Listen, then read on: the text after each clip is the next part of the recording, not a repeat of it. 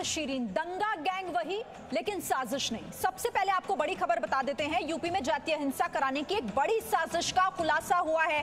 सूत्रों से जो जानकारी मिल रही है वो बहुत महत्वपूर्ण है। पहली बार जातियों को आपस में लड़ाने की साजिश का खुलासा हुआ है। हाथरस केस में योगी आदित्यनाथ का बड़ा बयान भी सामने आया, जिसमें उन्होंने कहा कि प्रदेश में जातीय दंगा फैलाने की साजिश रची गई थी।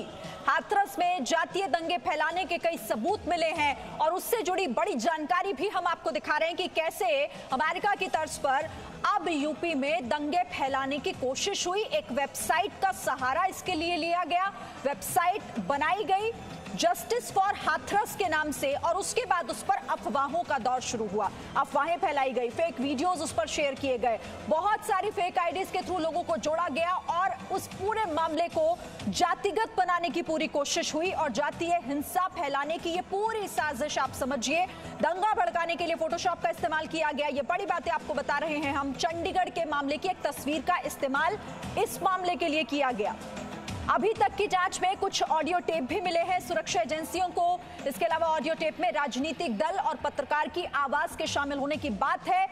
ऑडियो टेप फॉरेंसिक जांच के लिए फिलहाल भेज दिया गया है और पीड़ित परिवार को भड़काने के लिए बड़ी फंडिंग का भी जिक्र है। सूत्रों के हवाले से पीड़ित परिवार को 50 लाख से 1 करोड़ रुपए तक का लालच देने की कोशिश हुई। ऑडियो टेप में एक महिला पत्रकार की बातचीत शामिल है। हालांकि अभी वो फॉरेंसिक जांच के लिए उस ऑडियो टेप को भेज दिया गया, लेकिन ये तमाम बातें इस तरफ इशारा कर रही हैं कि जातिगत दंगों की साजिश को भड़काने का किस तरीके से ये पूरी साजिश रची गई। अलग अलग तस्वीरें इस वक्त आपके टेलीविजन स्क्रीन पर, गलत फोटो वायरल किए गए। चंडीगढ़ की फोटो को हाथरस की फोटो बताया गया, पीड़ित परिवार को पैसे का लालच दिया गया और इस मामले से जुड़ी हुई गलत अफवाहों को फैलाया गया। सीएम के फर्जी बयान वायरल किए गए। वेबसाइट पर राजनेता और पत्रकार के शामिल होने की भी बात सामने आ रही है, क्योंकि ऑडियो टेप भी मिला है।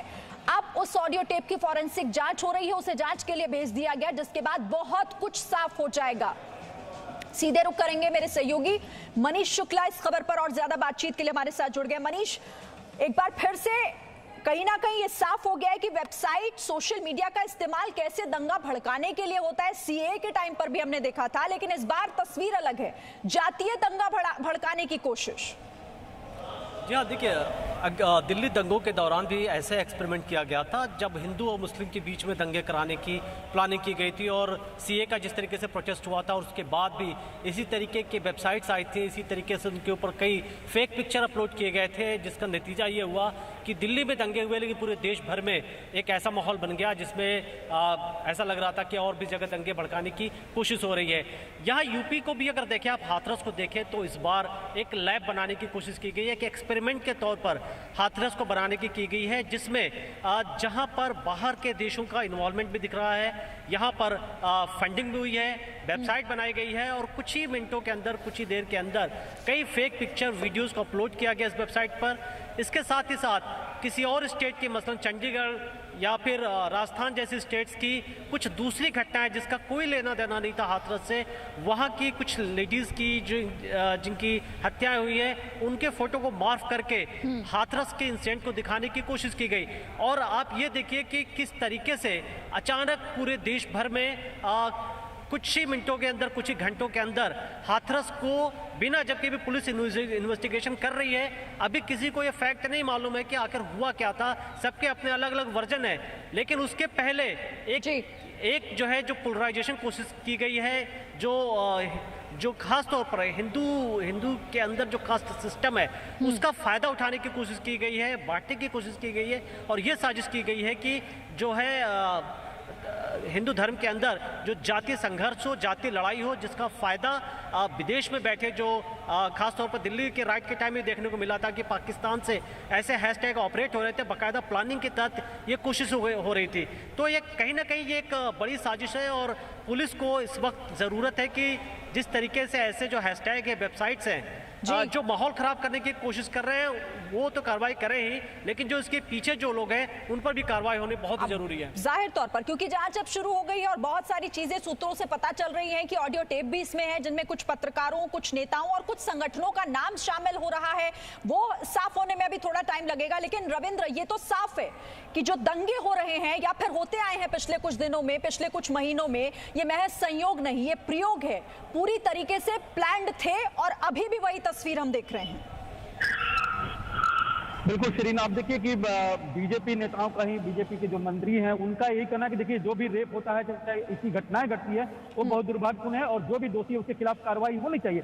लेकिन ये एक स्टेट विशेष का नहीं होना चाहिए, पार्टी शासित राज्य के खिलाफ ही इस तरह का माहौल नहीं होना चाहिए। और अमूमन आप देखें कि राजस्थान में भी इस तरह की दुर्भाग्यपूर्ण कई घटनाएं घटी हैं, लेकिन वो कहीं भी उस संगठनों के नजर में नहीं है या वो संगठन जो सीए के नाम पर दंगा फैलाने की कोशिश कर रहे और किए थे जी, उन सब इग्नोर कर रहे हैं। वेबसाइट बनाया जा रहा है, जैसा मनीष बता रहे हैं। आप दिल्ली पुलिस अपनी कार्रवाई कर रही है, लेकिन जाहिर तौर पर जहां मोदी हो, जहां योगी हो या बीजेपी हो, वहीं पर इस तरह की दुर्भाग्यपूर्ण अगर कोई घटना घटती है तो उनको इतने बड़े पैमाने पर क्यों फैलाने की कोशिश की जाती है, क्यों किस तरह से राजनेता उसको टूरिज्म के तौर पर इस्तेमाल करते हैं, वहां पर जाते हैं और कहीं ना कहीं इसको दलित का नाम देते हैं या फिर हिंदुओं का नाम देते हैं, जबकि जाहिर तौर पर सरकार और प्रधानमंत्री नरेंद्र मोदी ने तो यही कहा था कि जो भी दोषी हो उसके खिलाफ सख्त कार्रवाई हो। एसआईटी गठित हुआ, सीबीआई का आदेश हुआ है, लेकिन बावजूद इसके जिस तरह के दंगे भड़काने की भरपूर कोशिश की गई है, जिसमें कई इस्लामिक संगठनों के नाम आ रहे हैं, कई विदेशी फंड, जहां इस्लामिक कंट्री है वहां से फंड आने की बात कही जा रही, ऐसे संगठन जिन पर बंदिशें लगा चुका है गृह मंत्रालय, उन सब और फिर से साफ हो गया कि कैसे विदेशों में बैठी हुई ताकतें भारत को बदनाम करने की कोशिश करती हैं, सरकार पर जबरन सवाल उठाने की कोशिश करती हैं, उनको बदनाम करने की कोशिश की जाती है, लेकिन आम लोगों को दंगों की आग में झुलसाकर। शोएब के पास भी मैं आऊंगी, लेकिन उससे पहले एक रिपोर्ट दर्शकों को दिखाते हैं।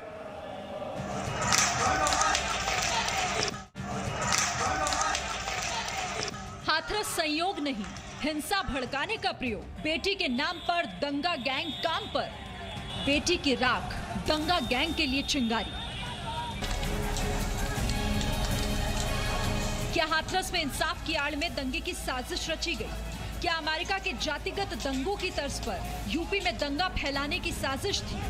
हाथरस पर जी न्यूज ने सबसे बड़ा खुलासा किया है। सूत्रों के मुताबिक वेबसाइट के जरिए दंगा भड़काने की साजिश रची गई थी। जस्टिस फॉर हाथरस जैसे सोशल मीडिया हैंडल पर लोगों को हिंसा फैलाने के लिए भड़काया गया। जी न्यूज आपको बताएगा कि कैसे इस वेबसाइट के जरिए यूपी में जातियों को लड़ाने की साजिश रची गई। सबसे पहले वेबसाइट पर फर्जी आईडी से हजारों लोगों को जोड़ा गया। योगी सरकार की छवि खराब करने के लिए इस वेबसाइट को तैयार किया गया। वेबसाइट पर कई आपत्तिजनक जानकारी दी गई। सूत्रों के मुताबिक वेबसाइट के जरिए दंगों के लिए फंडिंग की जा रही थी। साथ ही विरोध प्रदर्शन की आड़ में वेबसाइट पर देश और प्रदेश में दंगे कराने और दंगों के बाद बचने का तरीका बताया गया। वेबसाइट में मास्क लगाकर हमला करने की बात कही गई। प्रदर्शन के जरिए अधिकारियों पर हमले की बात कही गई। बहुसंख्यकों में फूट डालने के लिए वेबसाइट पर कई तरकीबें भी बताई गई। इस वेबसाइट के पीछे कई संगठनों के शामिल होने का शक है। उत्तर प्रदेश के योगी सरकार ने साफ कर दिया है कि प्रदेश में जातीय दंगा भड़काने की कोशिश की जा रही है। जिन्हें यूपी का विकास पसंद नहीं है, वो लोग षड्यंत्र कर रहे हैं। जिसे विकास अच्छा नहीं लग रहा है,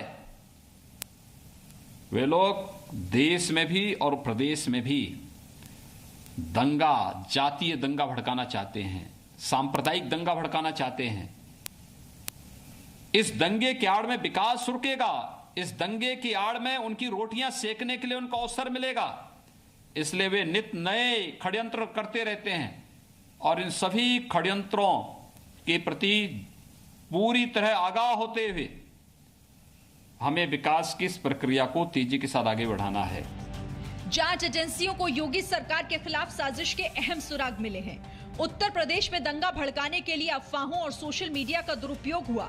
इसके प्रमाण मिलने पर लखनऊ में मुकदमा भी दर्ज किया गया। सवाल है कि क्या हाथरस की बेटी की राख पर दंगे की खतरनाक साजिश रची गई थी? ब्यूरो रिपोर्ट, जी मीडिया।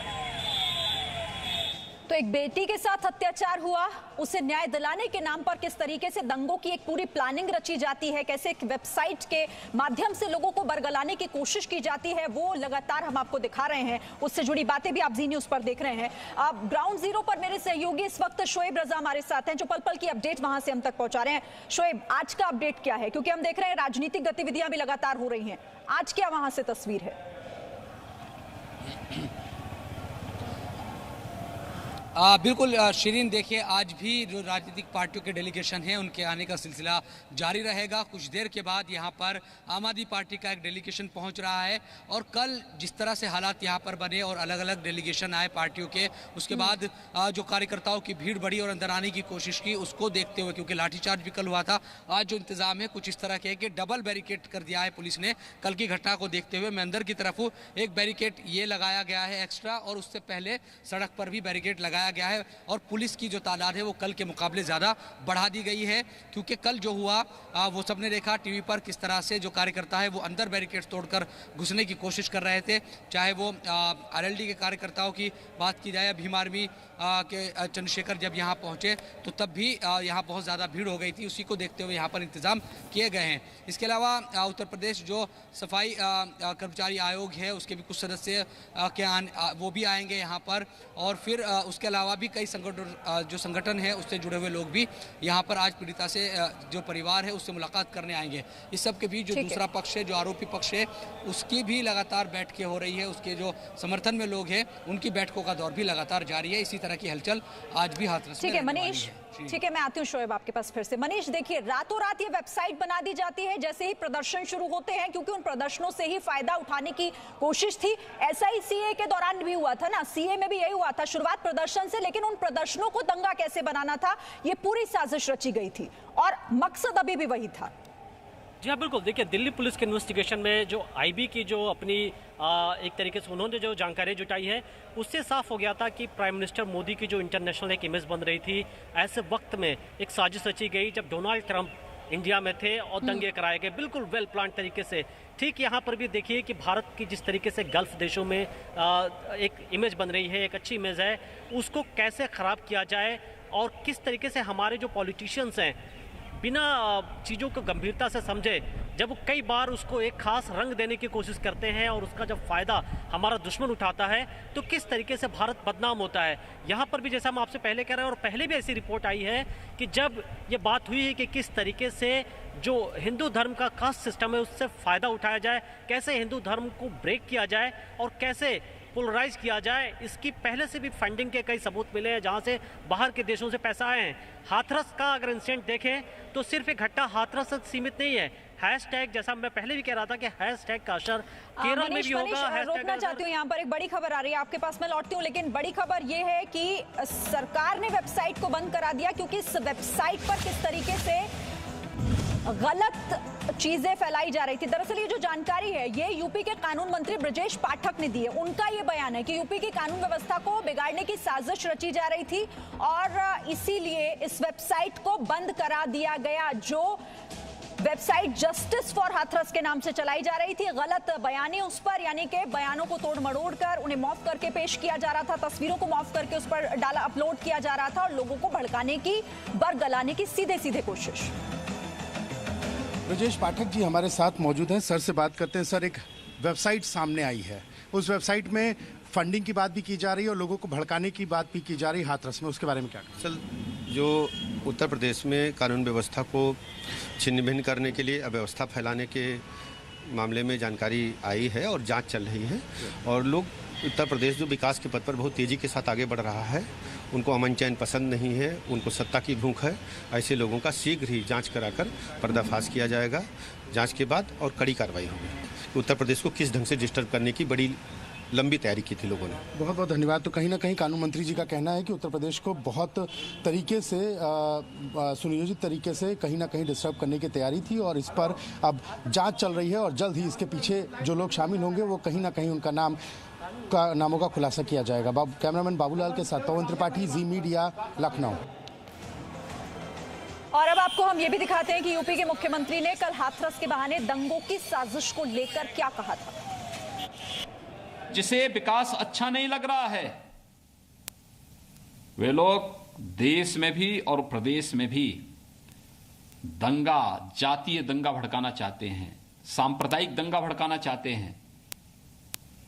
इस दंगे की आड़ में विकास रुकेगा, इस दंगे की आड़ में उनकी रोटियां सेकने के लिए उनको अवसर मिलेगा। इसलिए वे नित नए षड्यंत्र करते रहते हैं और इन सभी षड्यंत्रों के प्रति पूरी तरह आगाह होते हुए हमें विकास की इस प्रक्रिया को तेजी के साथ आगे बढ़ाना है। कुछ लोगों के द्वारा प्रदेश में गलत तरीके से जातीय तनाव पैदा करने के लिए इस तरह की चीज़ें कराई गईं और पुलिस ने शुरू से इसमें त्वरित कार्रवाई और तत्समय कार्रवाई की है। तो चिंता बेटी की नहीं, बेटी के साथ हुए अत्याचार को अपना फायदा कैसे इस घटना को बनाना है, इस बात की कोशिश रची गई और यही तस्वीरें लगातार बता रही हैं। सुरक्षा एजेंसियों की तरफ से जो सूत्रों के हवाले से खबर मिल रही है। Presenting B News app available on Google Play and App Store. Download it now.